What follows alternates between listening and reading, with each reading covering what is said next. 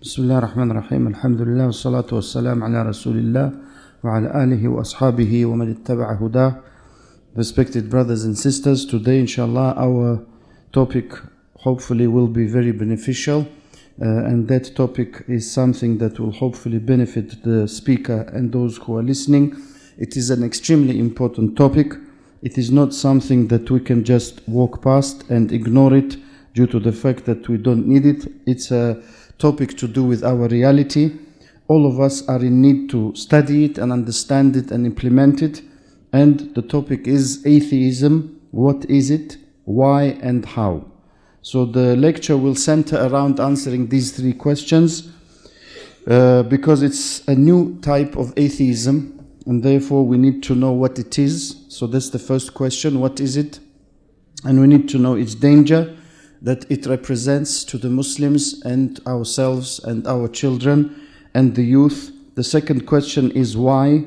Why is it that some Muslim youth fall into this dangerous trap? And the third question is how. How are we supposed to deal with it and fight it? And I ask Allah to help us all and the speaker and those who listen, and to assist us in properly studying this topic. And in recent years, there's been a huge wave of atheism sweeping across the world, and starting from the West, Europe and other countries, and going all the way to the Muslim countries. And the statistics speak for themselves. In 2005, in Europe, 18% of the people associated themselves to be atheists. They considered themselves to be atheists. 27%, they did not believe in any creator. They believed of some supernatural force. Therefore, almost half of the population in 2005 did not agree, and they refused to acknowledge the existence of the creator. So what can we say now after more than 10 years have passed? For that reason, it's extremely important for us to understand this thought and properly deal with it. Why? Because it has reached our shores, it has come to us, and of course now with the development of social media, our families and our children are not safe at all. It's extremely dangerous. Anyone who has an internet connection, and that probably includes all of us, is not safe. It's a type of danger that hunts you and pursues you rather than before. Before you had to look for different thoughts and ideologies that were dangerous, but now it's hunting you and it's pursuing you in your own home. The second factor in the fact that this new modern atheism finds its way towards the Muslim youth is the fact that there's a huge current of doubtful matters and issues that people can't find answers to, bombarding them. Sometimes they take the form of scientific so-called arguments, sometimes philosophical, sometimes emotional. So people are bombarded by them, and sometimes they say that your religion has this issue and that issue which you can't really understand, and they are really bombarded by that. And most people, they don't have answers to these issues. Why? Because they are not really educated enough. They do not spend time educating themselves, protecting themselves and their families against these issues. There's a huge chunk of society that's extremely, we're talking about the Muslims, is not really educated and doesn't have enough sound knowledge to actually, for example, know that their religion is the best religion, and to know that their Prophet ﷺ is the best Prophet and the great qualities that he had. Therefore, any little doubt that comes their way, they're affected by it. And any doubt that comes the way of a Muslim, it's at the same time very dangerous and very insignificant. It's very dangerous for someone who doesn't know the answer to it, and insignificant in relation to someone who knows the answer to it. So for example, a young man the Sheikh said, called me and told me that he had heard something from an atheist which actually he couldn't find an answer to. And that was a very simple question.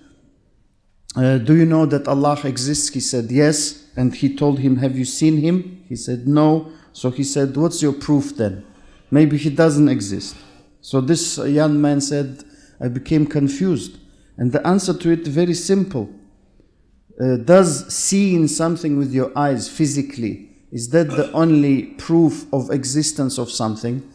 So the Sheikh said, I told him, this mobile that you have in your pocket, how do you actually speak to someone else on the other end of the phone or the other phone? How do you communicate with others? Through sound waves. Have you ever seen sound waves? Why do you believe that they exist? Have you ever seen electricity? Have you ever seen many other things that you believe they exist?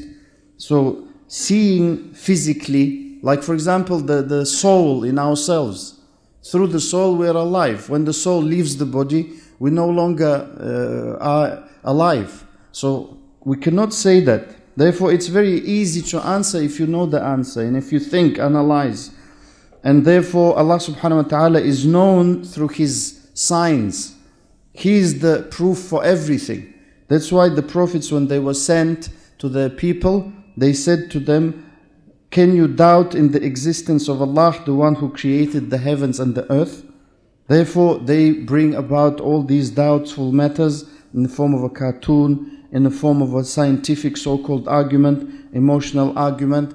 And if it enters the heart and the mind of a Muslim and doesn't come out quickly, it will cause a lot of destruction.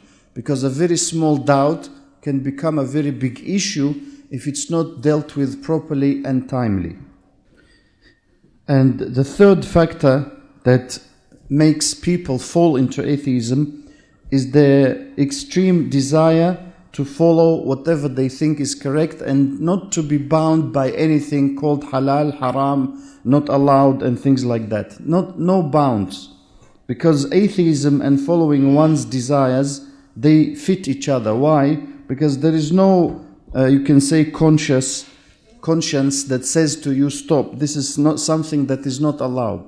And something that will tell you that Allah is watching you. He made this haram, He didn't allow it.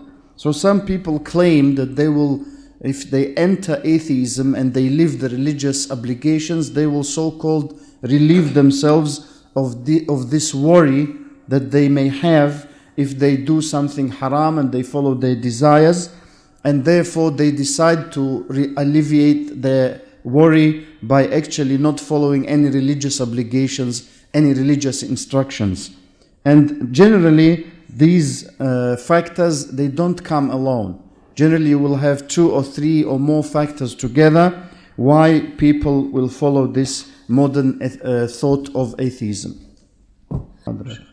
The fourth factor is for the parents and the people in the family not actually controlling what our children and family watch and read and do these things. And the Sheikh will now ask us a question. Is it correct to assume that most of us here, gathered here, most of our children, if not all, they find it very easy to go on the internet? They may have some smartphones or pads and things like that, tablets and things like that. Is that correct to assume that? صحيح. نعم. Who amongst us, with what we have just heard from the answer, actually exactly knows where their children go, which sites they visit, or their family for that matter? Who among us, for example, follows their Twitter feed or their Facebook and so on? Do we have at least one بصراحة person? وصدق يعني. If we are honest.